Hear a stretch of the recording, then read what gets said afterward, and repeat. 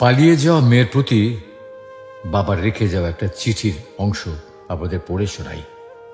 মারে, শুরুটা কিভাবে করব বুঝে উঠতে পারছিলাম না। যেদিন তুই তোর মায়ের অস্তিত্ব ছেড়ে ভূমিষ্ঠ হয়েছিলি, সেদিন থেকে তোকে মা বলে ডাকতে শুরু করলাম। তোকে মা ডাকতে গিয়ে নিজের মা হারানোর ব্যথাটাই ভুলে গিয়েছিলাম। তোর মাকেও কোনোদিন মা ছাড়া অন্য নামে ডাকতে শুনিনি আমি। বিদ্যালয়ে প্রথম দিন শিক্ষক তোর নাম জিজ্ঞাসা করেছিলেন। তোকে মা বলে ডাকতে ডাকতে তোর ডাক নামটাও ভুলে গিয়েছিলাম আমি। হ্যাঁ, আমি তোর নাম বলতে না পারায় সবাই আমাকে নিয়ে হাসছিল। তাই চিঠির উপরে তোর নামের জায়গায় মা লিখেছি। হঠাৎ করে তুই এভাবে চলে যাবি, বিশ্বাস কর আমি একেবারে বুঝতে পারিনি। ছেলেটা যেদিন বাইরে ব্যাগ হাতে তোর জন্য অপেক্ষা করছিল, কখন তুই দরজা খুলে বাইর হয়ে আসবি, আমি তখন ভেতরে বসে স্রষ্টার কাছে প্রার্থনা করছিলাম, আর কতটা ভালোবাসতে পারলে তুই আমাকে ছেড়ে চলে যাবি না। তুই ঘরে বসে ভাবছিলি আজ যেতে না পারলে ছেলেটার কাছে তুই ছোট হয়ে যাবি। আর আমি কি ভাবছিলাম জানিস? আমি ভাবছিলাম তুই চলে গেলে সমস্ত পিতৃ জাতির কাছে আমি কি করে মুখ দেখাবো। জানিস মা, তুই তো 3 বছরের ভালোবাসা খুঁজে পেয়েছিস, কিন্তু আমার জীবন থেকে যে 20টা বছরের ভালোবাসা হারিয়ে গেছে তা তোকে কিভাবে বোঝাবো।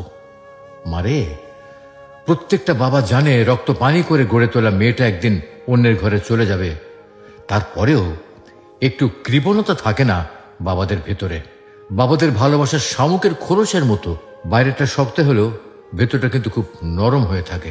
জানিস মা, বাবারা সন্তানদের কতটা ভালোবাসে তা বোঝাতে পারে না, তবে অনেকটা ভালোবাসতে পারে। জানি মা, আমার লেখাগুলো পড়ে তোর খারাপ লাগতে পারে। কি করবো বল, তোরা তো যৌবনে পা রাখার পর চোখ, কান, নাক সবকিছুর প্রতি বিবেচনা করে প্রেম করিস। কিন্তু যেদিন জানতে পারলাম তুই তোর মায়ের গর্ভে অবস্থান করছিস, সেদিন বুঝতে পারিনি তুই কালো হবি না ফর্সা হবি, ল্যাংড়া হবি না বোবা হবি। কোনো কিছুর অপেক্ষা না করি তোর প্রেমে পড়ে গিয়েছিলাম, তাই এত কিছু লিখলাম। আমি জানি মা, তোদের সব সন্তানদের একটা প্রশ্ন, বাবারা কেন তাদের ভালো লাগাটাকে সহজে মানতে চায় না। উত্তরটা তোর ঘাড়ে তোলা থাকলো। তুই যেদিন মা হবি সেদিন নিজে নিজে উত্তরটা পেয়েও যাবি। তোরা যখন একটা ছেলের হাত ধরে পালিয়ে যাস, তখন ওই ছেলে ছাড়া জীবনে কারো প্রয়োজন বোধ করিস না। কিন্তু একটা বাবা বোঝে তার জীবনে নিজের মেয়েটার কতটা প্রয়োজন। যেদিন তোর নাড়ুর কাছ থেকে তোর মাকে গ্রহণ করেছিলাম, সেদিন প্রতিজ্ঞা করেছিলাম কি জানিস? যদি মেয়ে হয় তার স্বামীর হাতে তুলে দিয়ে কন্যা দানের দায়িত্ব থেকে নিজেকে হালকা করব।